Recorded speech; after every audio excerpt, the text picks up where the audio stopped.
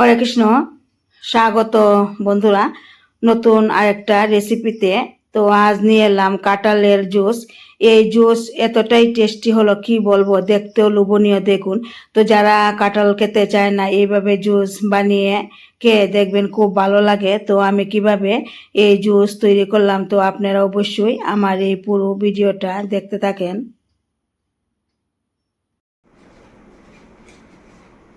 কাঁঠালের জুস তৈরি করব, তার জন্য তো কাঁঠাল অবশ্যই লাগবে। তো আমি কাঁঠাল নিলাম। তো এই কাঁঠালটা এতটাই মিষ্টি কি বলবো, একদম খুব মিষ্টি। তো আমি কিভাবে কাঁঠাল দিয়ে জুস তৈরি করি, তো অবশ্যই আপনারা আমার সঙ্গে থাকুন আর দেখতে থাকুন। তো দেখুন, কাঁঠাল কিন্তু খুলে নিচ্ছি, খুব মিষ্টি এই কাঁঠালটা। তো কাঁঠাল একটা চালনির মধ্যে নিলাম, এবার চালিয়ে নিচ্ছি।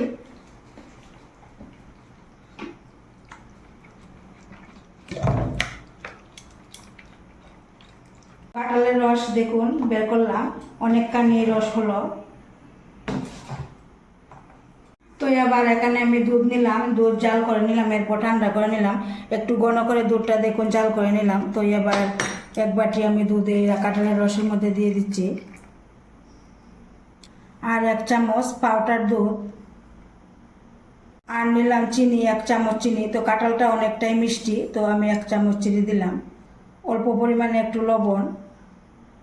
খুব ভালোভাবে মিশিয়ে নিচ্ছি। তো ফ্রিজের থেকে একটু ঠান্ডা জল নিলাম, ঠান্ডা জল দিয়ে দিলাম। জুসটা একটু পাতলা করে করব, একদম খুব ভালোভাবে এবার মিশিয়ে নেব।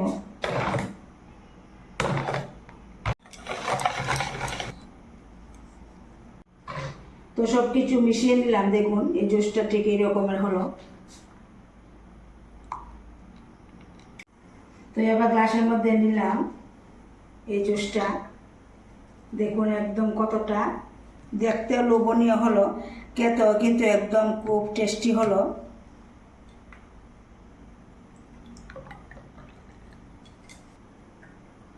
তো কেমন হলো বন্ধুরা আমার এই কাঁঠালের জুস দিয়ে তৈরি করলাম। যদি ভালো লাগে আপনাদের কাছে অবশ্যই একটা লাইক দিবেন, শেয়ার করবেন।